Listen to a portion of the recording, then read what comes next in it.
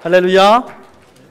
우리 박수를 칠 거면 힘차게 칩시다. 다시 한번 힘차게 박수. 하나님 영광 받으신 줄 믿고 또 귀한 우리 모두가 사랑받기 위해 태어난 존재인 줄 믿습니다. 우리 함께 기도하실 때에 우리의 죄악과 허물을 주님 앞에 내어놓고 주의 은혜와 또한 긍휼을 구하는 참회의 기도의 시간을 갖습니다. 주님, 연약하고 부족한 저희들 주여 아버지 긍휼과 은혜를 베푸시고 능력과 은혜를 베푸시옵소서. 주님을 닮아가는 저희들 되게 인도해 주시고 주께 영광 돌리는 저희들이 될 수 있도록 인도해 주시고 주님 앞에 우리의 심령이 우리의 마음이 주님의 색깔 긍휼히 여겨 주시고 주님 회개의 심령으로 겸손과 낮아짐으로 주를 알아가고 닮아가는 저희들이 될 수 있도록 주여 아버지 도와주시고 응답하여 주시옵소서.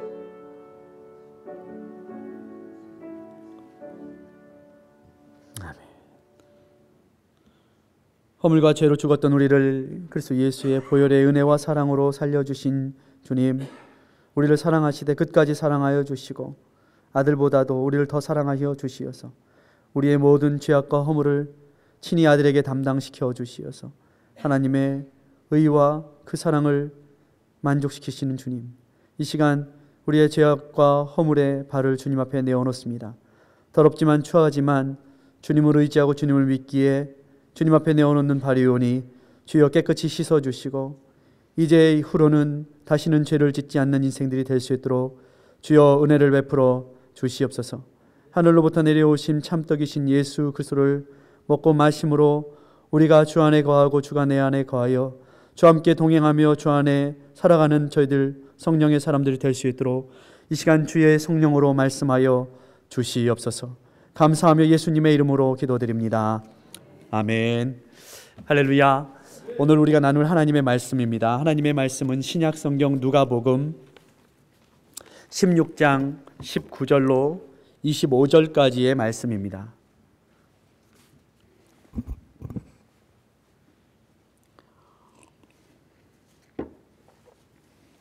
누가복음 16장 19절로 25절까지의 말씀입니다.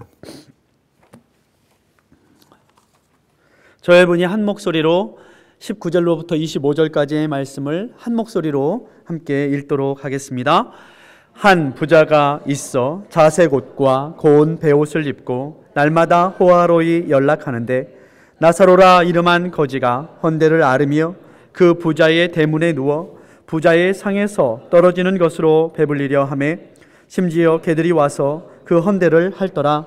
이에 그 거지가 죽어 천사들에게 바르려 아브라함의 품에 들어가고 부자도 죽어 장사되며 저가 음부에서 고통 중에 눈을 들어 멀리 아브라함과 그의 품에 있는 나사로를 보고 불러 가로되 아버지 아브라함이여 나를 긍휼히 여기사 나사로를 보내어 그 손가락에 물을 찍어 내 혀를 서늘하게 하소서. 내가 이 불꽃 가운데서 고민하나이다. 아브라함이 가로되 예 너는 살았을 때에 내 좋은 것을 받았고 나사로는 고난을 받았으니 이것을 기억하라. 이제 저는 여기서 위로를 받고 너는 고민을 받느니라. 아멘. 저는 오늘 본문의 말씀을 가지고 부자와 거지, 부자는 누구입니까? 거지는 누구입니까? 제목을 사실은 부자와 거지 나사로 이렇게 해야 될 텐데 저는 부자와 거지 나사로 이렇게 누가 부자일까 누가 거지일까 한 주간 이렇게 생각해 보았습니다. 저는 우리 조카가 미술 공부를 하니까 가끔 그 조카가 올리는 이렇게 미술 그림들을 보게 됩니다. 근데 최근에 조카가 이런 이제 사이트를 하나 올려가지고 제가 보니까 최근에 세계에서 제일 비싸게 팔린 미술 작품들 쭉 이렇게 나와 있더라고요. 그 중에 1위는 폴 세자느의 이 언제 결혼할래 이런 그림이었어요. 한 아가씨 둘이 이렇게 앉아 있는 그림인데 한 아가씨가 다른 아가씨에게 너 언제 결혼할래? 이렇게 속삭이는 물어보는 그런 그림이었고 또 다른 2위 작품도 이 폴 세자느의 카드놀이를 하는 사람 이렇게 되어 있었습니다. 2억 5천만 불 이렇게 되는데 그 돈이 어느 정도 되는지 저는 잘 모르겠습니다. 그런데 쭉 이렇게 하다 보니까 여러분이 잘 들어봤던 피카소의 작품도 하나 7위에 올라 있더라고요. 그러니까 꿈이라는 작품이었습니다.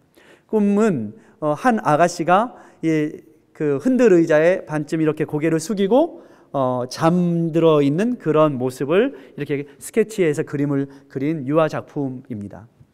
1억 5,500만 불에 팔렸더라고요. 근데 그것 외에도 사실 작년 한 해 동안 사람들 사이에서 팔렸던 현대 미술 작품들 중에 비싼 그림들을 이렇게 쭉 보니까 어떤 그림들이냐면 제가 생각하기로는 그림을 보고서 되게 조금 이상하다 생각을 들었어요. 왜냐하면 마치 유치원생이 그릴 법한 그런 아주 유치한 그런 말도 안 되는 작품들이 막 굉장한 고가로 비싼 돈으로 팔리고 어떤 것은 마치 이렇게 알파벳 ABCD 몇 글자 그냥 딱 찍어 놓고 그게 막 굉장히 비싸게 팔렸던 그림들이 있더라고요. 피카소의 꿈이라는 이제 그 작품을 보면서 피카소가 이런 말을 했습니다. 모든 사람들은 어렸을 때부터 화가로 태어난다. 그런데 살면서 어른이 되면서 예술가로서의 재능을 하나씩 잃어간다. 이런 말을 했어요.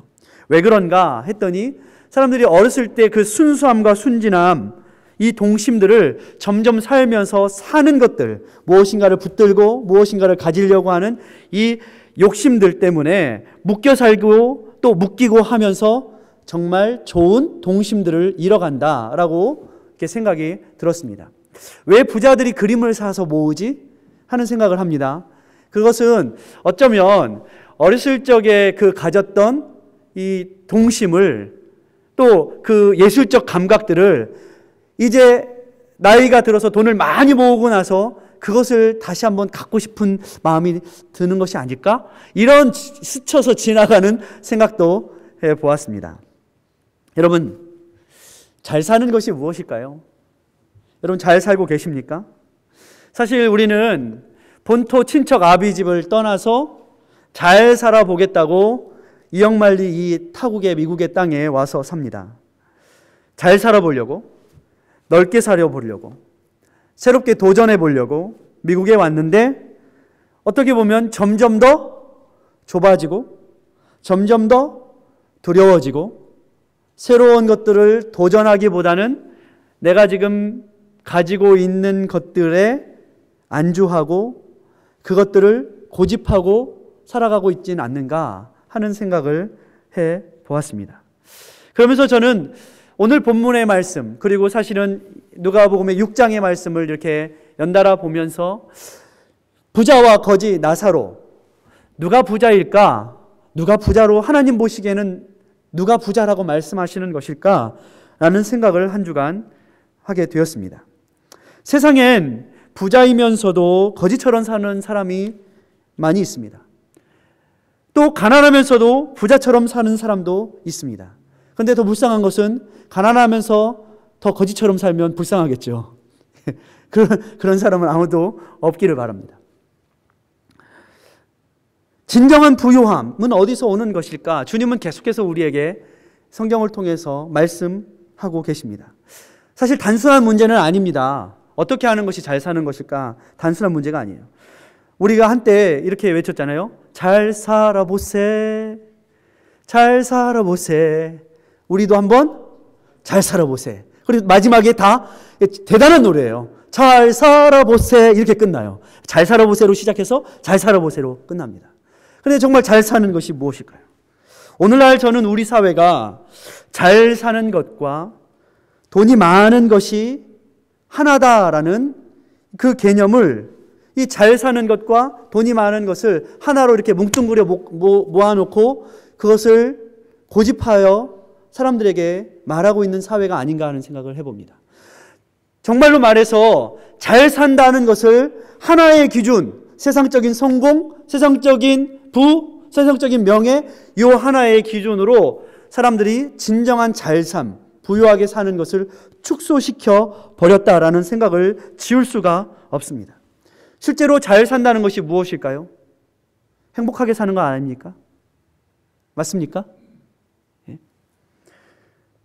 유연하게 살고, 행복하게 살고, 누리고 살고, 때로는 우리 주변에 있는 것들을 함께 내가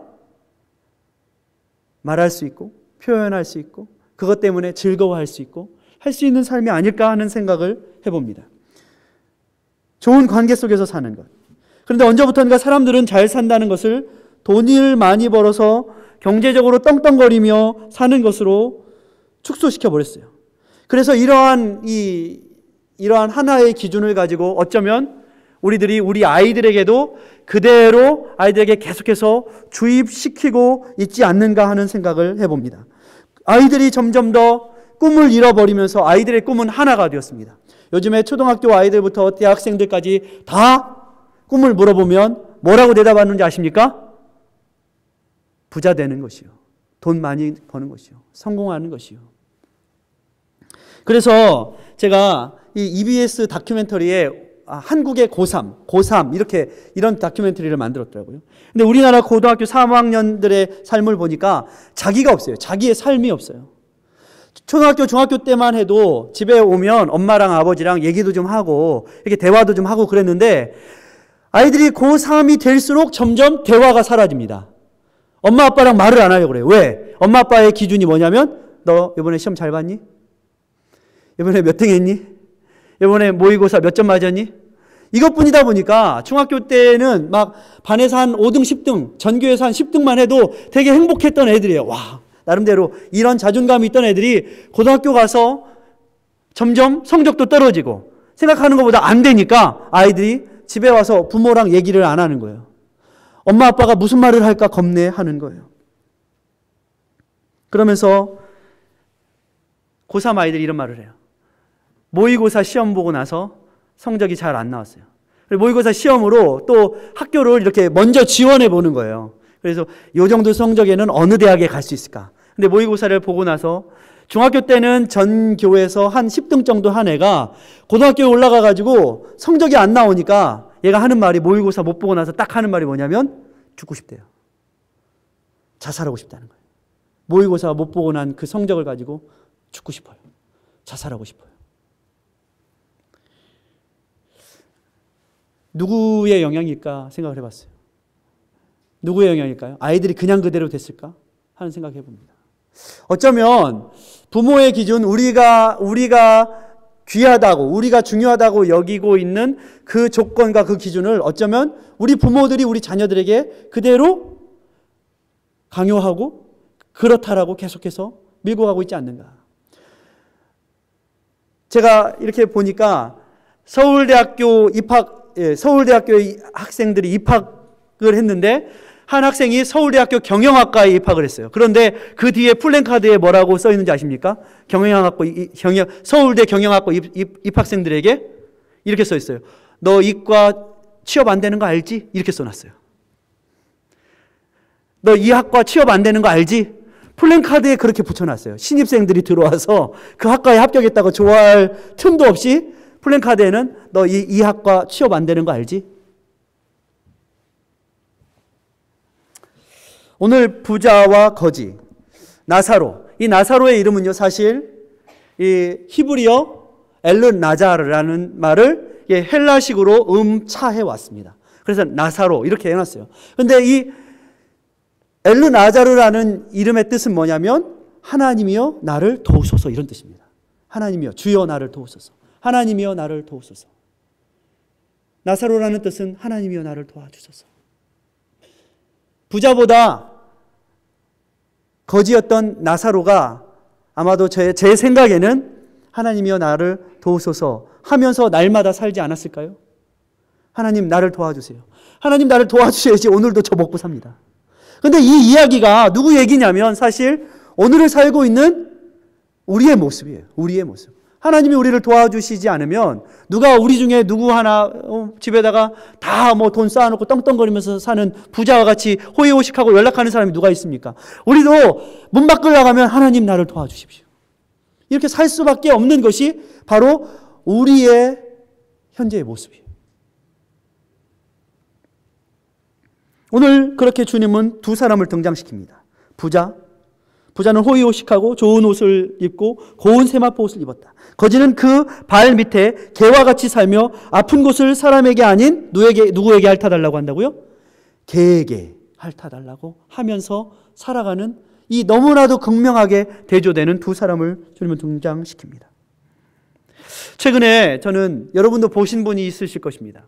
최근에 한 여론조사에서 우리나라 OECD 국가 중에 한국과 영국, 미국, 프랑스의 중산층의 기준의 차이를 조사해서 발표한 내용을 그래서 여러분 보신 분 계십니까? 아무도 안 계시니까 제가 좀 다행이네요. 이거 소개시켜 드리겠습니다. 한국의 중산층 직장인들을 대상으로 해서 선물 조사를 했습니다.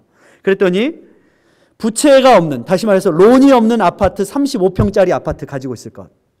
이게 중산층의 기준이에요. 두 번째, 월 515만 원 이상의 월급을 받을 것. 세 번째, 중형 이상의 자동차를 소유하고 있을 것. 이게 중산층의 기준이에요. 네 번째, 예금 잔고액 및 유동자산이 6억 6천만 원 정도 가지고 있을 것. 여러분 이런 분 있으세요? 혹시? 다섯 번째, 해외여행을 1년에 한 차례 이상 다닐 것. 그리고 매달 서너 번의 외식을 할 것. 이게 한국 사람들이 직장을 다니는 사람들이 생각하는 중산층의 기준이라고 합니다. 한국 사람들이 생각하는. 그런데 프랑스 중산층의 기준은 퐁피뉴 대통령이 삶의 질에 대해 정의한 프랑스 중산층의 기준은 이렇답니다. 첫 번째, 프랑스 사람들은 외국어를 하나 정도는 할 수 있어야 한다. 두 번째, 자기가 즐거워하고 직접 즐길 수 있는 스포츠를 하나 가지고 있을 것. 세 번째, 다룰 수 있고 부를 수 있는 악기 하나 정도는 연주할 수 있을 것. 네 번째, 남들과는 다른 맛을 낼 수 있는 자기만의 요리 하나 가지고 있을 것.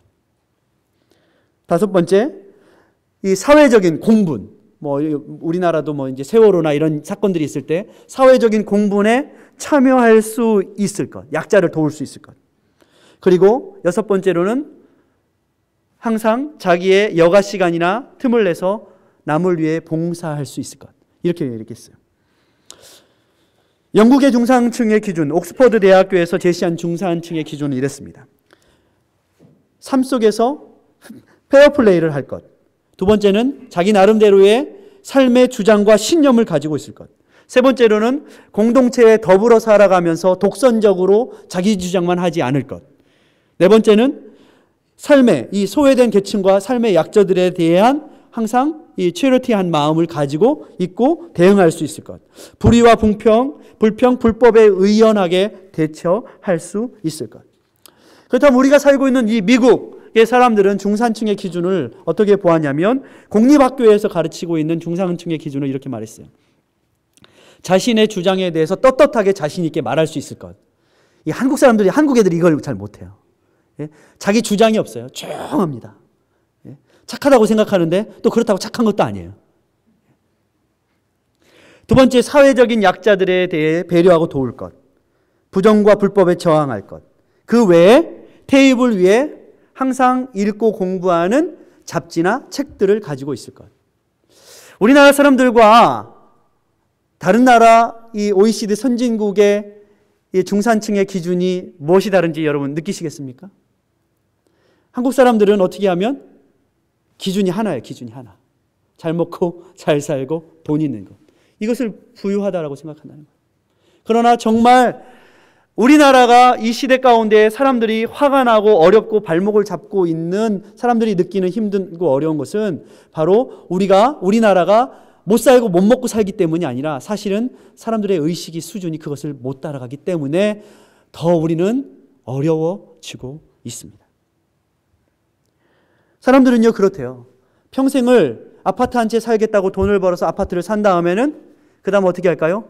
그거 사느라고 몸이 고장이 나가지고 아파트 팔아서 다시 병원에 가서 그것을 고치느라고 정신이 없게 사는 것이 한국 사람들의 모습이다라고 이렇게 어떤 사람을 꼬집어서 이야기를 합니다. 오스트리아에 있는 정신의학자, 이 긍정적인 사고의 법에 대해서 강조를 하는 개인 심리학자의 창시자인 이제 알프레드 아들러라는 사람이 있습니다. 이 사람은 사실 심리학계 거장, 3대 거장에 속하는 사람인데 한국 사람들은 이 사람들을 잘 여러분 들어보셨어요? 아들러라고? 히틀러는 들어보셨지만 아들러는 못 들어보셨잖아요, 여러분. 이 아들러라는 사람이 최근에 그의 이론을 한국 사회에 소개했어요. 2014년에 일본에서도 그 책이 나왔을 때 굉장히 선풍을 일었는데 작년 2015년에 한국 사람들이 이 책을 소개를 받고 굉장히 힐링을 많이 받았대요. 특별히 조직사회에서 직장생활을 하는 사람들이 이 책을 읽었어요. 그게 뭐냐면 미움받을 용기라는 책이에요. 미움받을 용기. 그는 이렇게 그 책에서 이렇게 말을 합니다. 그는 현대인의 삶의 방식에 과거에 받은 상처의 트라우마가 얼마나 사람들을 자기중심적이며 부정적인 자존감을 갖게 하는가. 사람들을 자꾸 열등감에 잡혀서 과거에 매여서 늘 스스로를 변명하고 사람들과 경쟁적으로 살아가게 만든다. 더불어 사는 공동체 의식보다는 자기에게 본래 주어진 본연의 자기, 하나님 앞에서, 그걸 우리는 뭐라고 그래요? 하나님 앞에서 발견된 거듭난 나잖아요. 하나님이 사랑하시는 나를 발견한 나잖아요. 이것을 찾지 못하다 보니까 사람들에게 자꾸 내가 사람들에게 어떻게 보일까? 사람들에게 어떻게 인기를 누릴까? 이것에 자꾸 관심을 갖게 된다는 거예요. 다시 말해서 자기 주장이 없고 하나님 앞에서 발견된 나. 예수님 잘 믿으면 예수님 뭐라고 그랬어요? 미워할 것이다. 예수님 잘 믿으면 예수님 때문에 미움을 받을 것이다 그랬잖아요, 세상에서. 근데 이런 미움 받으려고 하지 않고 진리 가운데 살려고 하지 않고 어떻게 하냐면 그저 세상 사람들에게 내가 어떻게 보일까? 인기를 누리려고 하는 내가 없는 삶. 타자를 살아가는 거예요, 타자. 내가 아닌 타자를 살아가는 인생들이 늘어간다는 거예요, 이 현대인들이. 이러한 것들이 마음을 뺏겨 이 순간에 나에게 주어지는 행복, 감사, 기쁨 이러한 것들을 찾는 데에 어려움을 느낀다 이렇게 표현을 하고 있습니다. 존 팔펄 목사님이 거듭남이라는 책을 썼어요. 근데 저는 이 거듭남이라는 책에 나오는 얘기가 사실 제가 지난주에 여러분과 말씀을 나누었던 니고데모 너희가 거듭나지 아니하면 하나님의 나라를 볼 수 없느니라. 하나님의 나라, 진정한 부요함, 진정한 기쁨, 진정한 행복은 누구에게 주어지냐면 거듭날 때 주어지는 것이죠.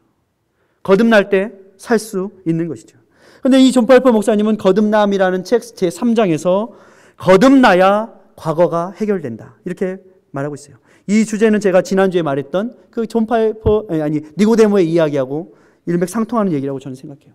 나의 행동, 나의 환경, 내 옆에 있는 사람들이 문제가 아니라 나의 본성이 나의 가장 깊은 문제이다 이렇게 쓰고 있어요. 나의 본성이. 다시 말해서 우리가 예수 안에 나의 본성이 거듭나야지 모든 것들의 문제를 해결할 수 있는 출발점이 생긴다는 거예요. 그런데 사람들은 나의 본성에 대해서 관심을 얻고 늘 뭐를 생각하며 살아가요? 남에게 어떻게 보일까?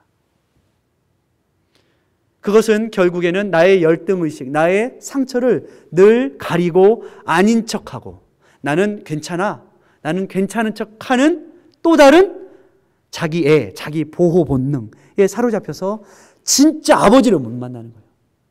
진짜 아버지를 세상에서 못 만나면 우주적인 고아가 되는 거예요. 우주적인 고아. 우주에서 자기를 잃어버리는 거예요. 그런데 주 안에서, 예수님 안에서 나를 찾고 나를 만나면 세상이 나를 미워할지라도 우리는 진리 가운데 행복할 수 있어요. 이것이 바로 부자된 사람의 삶인 거예요. 그 사람이 갖는 소속감이 뭐예요? 예수 안에 있는 소속감 아니겠습니까? 내가 주 안에 있고 주가 내 안에 있는 이 소속감. 이것이 우리를 정말 이 세상 가운데서도 용기 있게 살아갈 수 있는 힘을 준다는 거예요. 그렇습니다. 많은 사람들이 근본 원인이 아닌 이 시대의 사람들이 현상에 집착해 있습니다.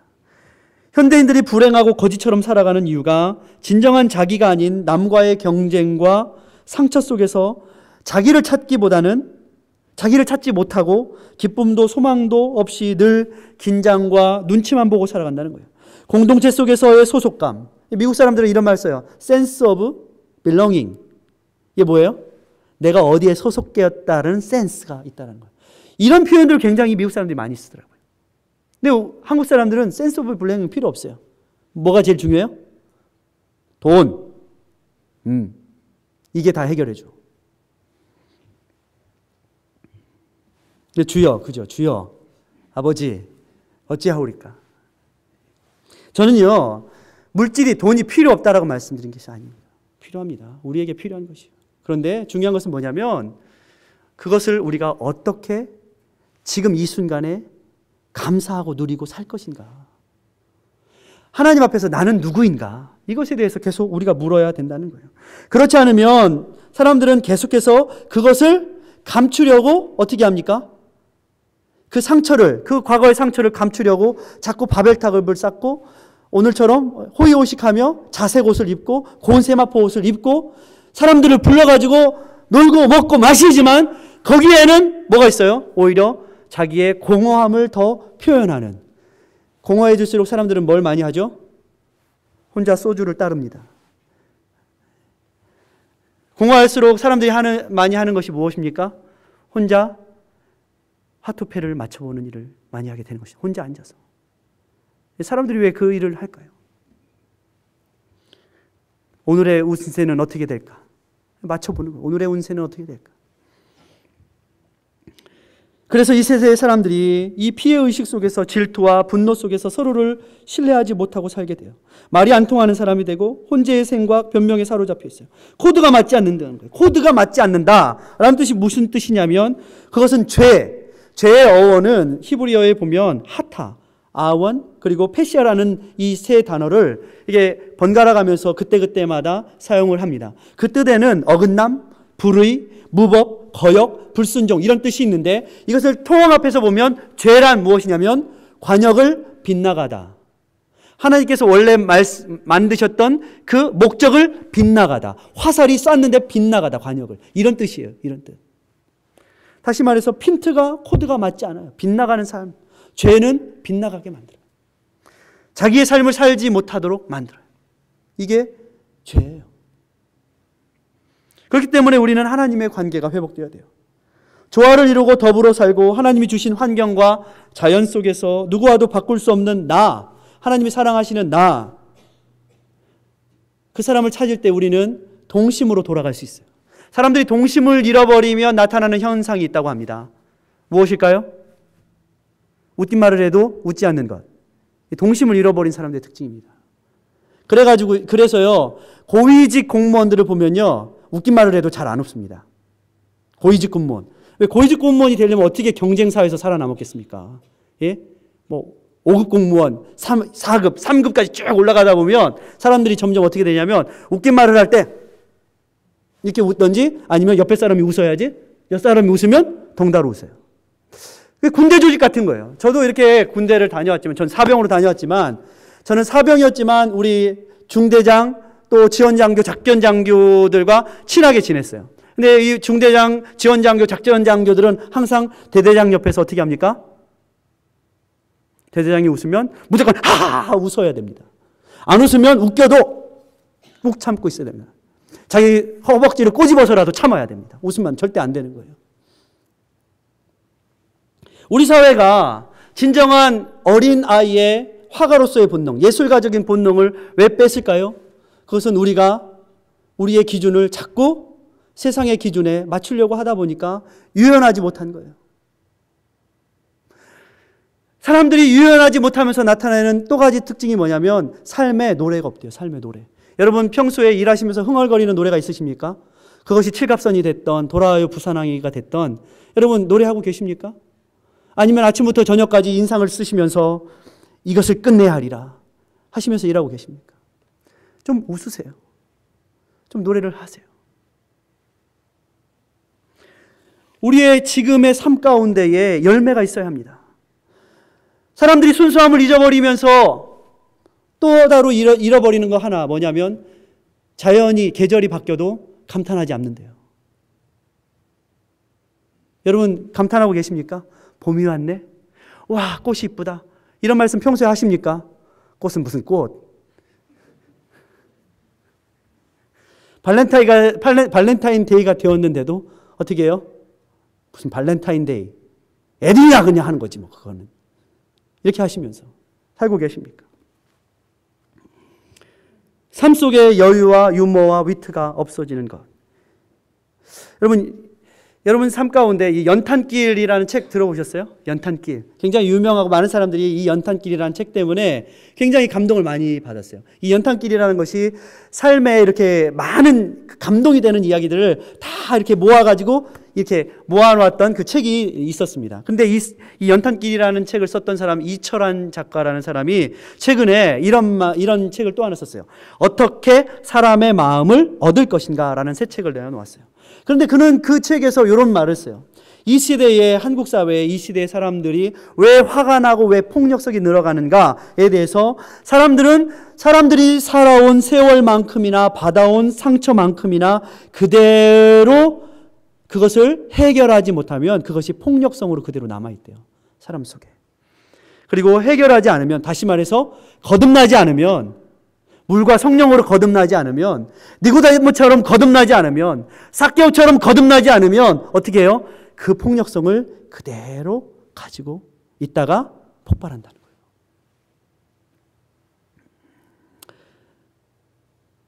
부자도 가난한 자도 이 시대에 더불어 살아가야 되겠지만 정말 하나님께서 원하시는 진짜 부자가 누구일까? 저와 여러분이 한번 생각해 보았으면 좋겠어요.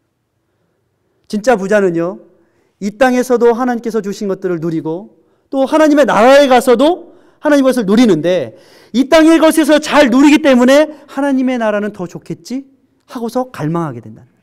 하나님의 나라를 더 기대하게 됩니다. 그런데 이 땅에서 아무리 우리가 많은 것을 가지고 있을지라도 항상 불만하고 부족하다 하고 그렇게 누리지 못하면 하나님의 나라가 좋은 것 오겠습니까? 기대하지 않습니다. 사람의 이름을 보면 그 사람의 정체성이 드러납니다. 여러분 성경에서 하나님과 동행하다가 죽음을 맛보지 않고 하나님께 들림받은 사람 있죠? 누굴까요? 에녹입니다. 에녹. 정답 맞았습니다. 에녹입니다. 근데 에녹이 하나님과 어떻게 동행하고 살았을까? 성경을 잘 보면 그 대답이 있습니다. 에녹이요 600세에 무드셀라를 낳았습니다. 무드셀라가 몇 살을 살았습니까? 969세를 살았습니다. 예, 969세. 근데 에녹이 무드셀라를 낳고 무드셀라의 이름을 무드셀라라고 왜 지었냐면 이렇게 무드셀라의 뜻이 뭐냐면 이 아이가 죽으면 심판이 온다 이런 뜻이에요. 무드셀라가. 그런데 무드셀라가 죽던 해에 노아의 홍수 심판이 있었습니다. 다시 말해서 에녹은 어떻게 하면 우리는 우리의 인생 100년도 주님과 함께 동행하고 사는데 힘들잖아요. 주님과 동행하며 날마다 주님을 생각하면서 살아가기 힘들잖아요. 그러다 보니까 이 세상에 있는 것들이 자꾸 마음도 뺏기고 눈도 뺏기고 하나님의 기준보다는 이 세상의 기준으로 자꾸 마음을 뺏기잖아요. 천국의 소망이 없어지잖아요. 이 땅에서 잘 먹고 잘 살려고 하잖아요. 근데 에녹은 300년 동안이나 주님과 왜 동행하고 살 수 있었냐면 그의 삶 가운데 종말론적인 그런 위기감이 있었어요. 이 아이가 죽으면 주님의 날이 온다. 주의 심판이 온다. 우리도 마찬가지입니다. 이 땅에 우리가 주님을 기대하고 주님을 바라보고 날마다 주님이 나의 도움이십니다 라고 나사로와 같이 주님을 의지하고 기대하지 않으면 우리는 금방 우리의 마음을 이 땅의 기준에 빼앗겨 버릴 수밖에 없습니다. 그것이 바로 인간이에요. 우리의 인간 안에는요, 굉장한 이중성이 있습니다. 그래서 요즘에는 많은 사람들이 다중인, 그래가지고 이 다중인적인 성격들을 많이 보여요. 여러분, 얼마 전에 부천에서 목사이자 신학교 교수인 한 사람이 어떻게 했어요? 딸을 죽이고 1년 동안 방치했어요. 그런데 그 사건에 대해서 한 목사님이 또 이런 글을 썼어요. 이게 우리의 모습이다. 우리 안에는 그런 모습이 없을 것 같죠? 다 있습니다. 우리가 누구보다 낫지 않습니다. 우리도요, 궁지에 몰리고 어려운 일을 당하면 다 똑같은 일을 할 수 있습니다. 그게 인간이에요. 그렇기 때문에 우리는 날마다 주님을 주여 나를 도우소서, 나사로와 같이 주님을 의지하고 의존하고 살아가야 하는 것이에요. 누가복음 6장을 한번 찾아봤으면 좋겠습니다. 여러분, 오늘 제가 누가복음 16장을 읽었지만 누가복음 6장 20절로부터 25절까지의 말씀 제가 읽어드립니다. 예수께서 눈을 들어 제자들을 보시고 가라사대 가난한 자는 복이 있나니 하나님의 나라가 너희 것이며 이제 줄인 자는 복이 있나니 너희가 배부름을 얻을 것이며 이제 우는 자는 복이 있나니 너희가 웃을 것이며 인자를 인하여 사람들이 너희를 미워하고 멀리하고 욕하고 너희 이름을 악하다 하여 버릴 때는 너희에게 복이 있도다. 뭐예요? 미움받을 용기 있는 자는, 이런 뜻이에요. 미움받는 것에 대해서 용기를 내는 자는 복이 있나니, 이렇게 말하고 있는 거예요. 그날에 기뻐하고 뛰놀라. 하늘에서 너희 상이 큼이라. 저희 조상들이 선지자들에게 이와 같이 하였느니라. 그러나 화 있을진저 너희 부요한 자여. 자, 보세요. 위에 가난한 자와 아래 부요한 자를 지금 비교하고 있어요. 대꾸하고 있어요. 6장의 말씀과 16장의 말씀은 사실 주님께서 대꾸로 지금 말씀하고 있는 것이에요. 화 있을진저 이제 배부른 자여 너희는 줄이리로다. 화 있을진저 언제 줄이겠어요? 아브라함에게 물 한 방울만 주세요. 지옥에 가서 줄이게 되는 거예요. 예? 화 있을진저 너희 이제 웃는 자여 너희가 애통하여며 울리로다. 모든 사람이 너희를 칭찬하면 화가 있도다. 저희 조상들이 거짓 선지자들에게 이와 같이 하였느니라. 왜 부자는 돈도 많고 성공했는데 결국 그는 거지인 나사로만 또 못한 삶을 살았을까요? 왜 성경에 나오는 부자 청년은 근심하고 돌아갔을까요? 왜 부자의 연락함은 진정한 연락과 기쁨이었을까요? 아니면 자기를 위로하기 위한 자조적이고 공허함을 위한 삶이었을까요? 저는 그런 생각을 해봅니다. 결국 결론은 이 부자의 호식과 연락은 훗날에 뭐가 되었다고요? 울음이 되었다. 슬픔이 되었다. 배고픔이 되었다. 화가 되었다. 라고 예수님은 지금 말씀하고 계신 것입니다. 돈으로 사람들을 불러 모으고 호령하는 일이 결국에는 이 땅에서는 모르겠지만 하나님의 나라의 부요함은 아니다라고 말씀하고 있습니다. 인생의 공허함이 더할수록 우리는 어떻게 해야 돼요? 하나님을 찾아야 하는 것이에요. 그래서 나사로라고 이름하는 거지, 그는요 엘르 나자르라는 이름처럼 하나님이여 나를 도우소서라는 이름처럼 그는 의존할 줄 압니다. 기댈 줄 압니다. 겸손합니다. 누구에게도 겸손해요? 강아지에게도, 개에게도 자기 핥아달라고 해도 가만히 있어요. 여러분, 사람은 의존하고 더불어 살아가야 합니다. 여러분, 그래서요, 독방을 쓰시는 분, 혼자 주무시는 분, 부부간에 혼자 주무시면 안 된답니다. 같이 주무셔야 된대요. 왜? 사람의 체온이 1도 오를수록 이 암에 걸리지 않을 확률이 더 높아진대요. 사람의 체온이 낮아질수록 암이 우리 몸에 있을 확률이 높아진대요. 그래서 찬물 많이 마시고 혼자 춥게 자는 거 좋지 않다라는 거예요. 예, 부부가 꼭 끌어안고 자야 되는 거예요. 할렐루야. 예? 그래야지 병이 안 걸리는 거예요. 예? 그런데 저는 이 말씀을 통해서 진짜 인생의 부자는 누구일까? 사실 저는 부자는 나사로를 모른 척했어요. 결국 나사로는 죽었어요. 어떻게 보면 그의 죽음은 사회적인 소외층, 사회적인 약자를 대표하고 있는지 몰라요. 나사로가 죽었다라는 것은 정말 소외된 나사로가 죽었어요. 사회적인 약자 나사로가 죽었어요. 그런데 어찌됐건 나사로는 결국 어딜 갔어요? 천국에 갔어요. 그의 이름처럼 그는 이 땅에서는 헐벗고 굶주렸지만 주여 나를 도우소서, 주의 은혜를 바라면서 어찌됐건 하나님의 나라를 갔어요. 근데 부자는 가지 못했어요. 화 있을진저 그 말이 그대로 이루어졌어요. 나사로도 겸손과 가난한 마음은 있었지만 그가 이 땅에서 생명을 연장할 수 없었던 이유가 뭐냐면 나사로가 주소를 잘못 찾아갔어요. 그 부자한테 가지 말았어야 돼요. 그 부자는 어떤 부자였냐면 긍휼함이 없는 부자였어요. 그러나 그는 어찌됐건 개에게는 주면서도 사람에게는 주지 않는 자를 찾았기 때문에 나사로는 이 땅에서 소외되어 죽을 수밖에 없었어요. 그렇지만 그에게는 하나님이 계셨어요. 하나님이여 나를 도우소서. 이것이 그에게는 정말 다행인 삶이었어요. 여러분, 우리가 아무리 가난하고 힘들어도 우리가 다행인 이유는 우리가 주님을 안다는 거예요. 우리가 주님의 자녀라는 거예요. 이 땅에서 힘들게 어렵게 살아도 주님이 나의 아버지시라는 거예요. 나의 도움이시라는 거예요. 이것이 우리에게 진정 위로가 됩니다. 그런데 정말 주님으로 말미암아 거듭난 자, 그게 니고데모이든 세리장 삭개이든 그들은 누구를 만났을 때 부자 되었습니까? 예수님 만났을 때 진짜 부자가 되었어요. 진짜 부자라는 것은 계산의 부자가 아니에요. 결국에는 부자라는 것은 이 세상에 돈을 얼마만큼 가졌냐 안 가졌냐 부자가 아니에요. 그래서 니고데모가 예수님께 나드 몇 근을 가져왔다고요? 100근. 나드 100근은요 몇 년치? 노동자가 150년을 일해야 모을 수 있는 것이 나드예요. 그냥 일반 노동자가. 그런데 그에게 있어서 왜 나드 100근이 아무것도 아니었을까? 아무것도 아니었을까요? 우리가 객관적인 사회적인 수치로 보면 나드 100근은 대단한 것입니다. 그러나 제가 볼 때는 그에게서 보여지는, 니고데모에게 보여지는 것은 그가 세상의 방법, 계산의 방법이 아닌 예수 그리스도를 하나님으로 나의 왕으로 모셨다라는 그런 증거가 거기에 드러나는 거예요. 고린도후서 8장 9절은 이렇게 말하고 있습니다. 우리 주 예수 그리스도의 은혜를 너희가 알거니와 부요하신 자로서 너희를 위하여 가난하게 되심은 그의 가난함으로 인하여 너희로 부욕해 하려 하심입니다. 주님이 우리를 위하여서 가난케 되시고 우리가 주님을 맞이함으로 이 땅에서 아무리 가난해도 우리는 가난한 자가 아니라 부요한 자라는 거예요. 우리가 나사로일지라도, 우리가 이 땅에서는 정말 거지 같을지라도 주님은 우리의 부요함 되신다는 거예요. 보물이 되신다는 거예요. 주님은 주인의 상에서 떨어지는 부스러기도 개는 먹고 삽니다 라고 주님을 따라왔던 수로보니게 여인, 나사렛의 가나안 여인을 어떻게 하셨어요? 그 귀신 들린 딸을 고치시고 살리십니다.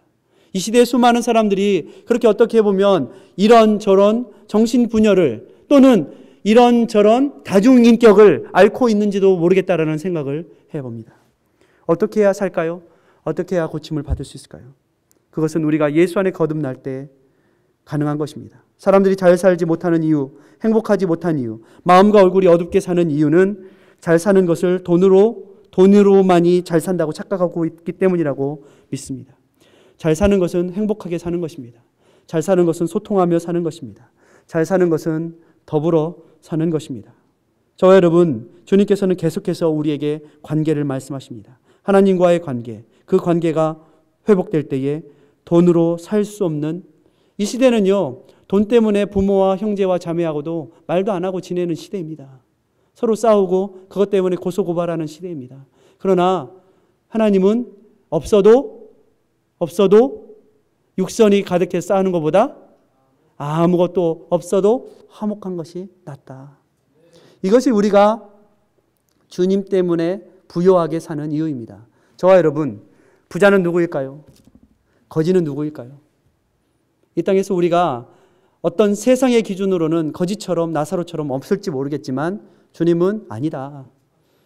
날마다 문 밖을 나서면서 주님이 나의 도움이십니다 라고 나사로처럼 주님을 의지하는 그 사람이 진짜 부자이다. 그 사람에게 천국이 있다. 주님께서는 이 말씀을 하고 계시다고 믿습니다. 저와 여러분이 그 은혜로 이 땅에서도 또 하나님의 나라를 더 소망하고, 우리가 이 땅에서 고생하지만 하나님의 나라는 더 좋지 않겠습니까? 더 소망할 수 있지 않겠습니까? 그 소망으로 승리하시기를 주의 이름으로 축원합니다. 기도합니다. 은혜의 주님, 감사합니다. 주님, 진정한 부자가 누구일까요? 주님, 우리는 이 땅에서는 어떻게 보면 나사로와 같이 누가 나에게 보태줘야 되고 누가 나를 도와줘야 되고 개들도 심지어 와서 핥아줘야지 내가 하루를 연명할 수 있는 그러한 어렵고 힘든 처지에 있을지도 모르겠습니다. 그러나 하나님, 그러나 우리에게는 주님이 나의 부요함 되시고 주님 때문에 내가 부요하게 되므로 이제 이 땅에서의 이러한 것들이 아닌 주님 하나님의 나라의 기준으로 부자이고 행복하고 감사할 수 있는 줄 믿습니다. 사랑하는 성도들, 그러한 삶을 살아드릴 수 있도록 주의 은혜를 베풀어 주시고 이 땅에서뿐만이 아니라 천국을 소망하며 소유하며 살아갈 수 있도록 부자 되게 도와주시옵소서. 예수님의 이름으로 기도드립니다. 아멘.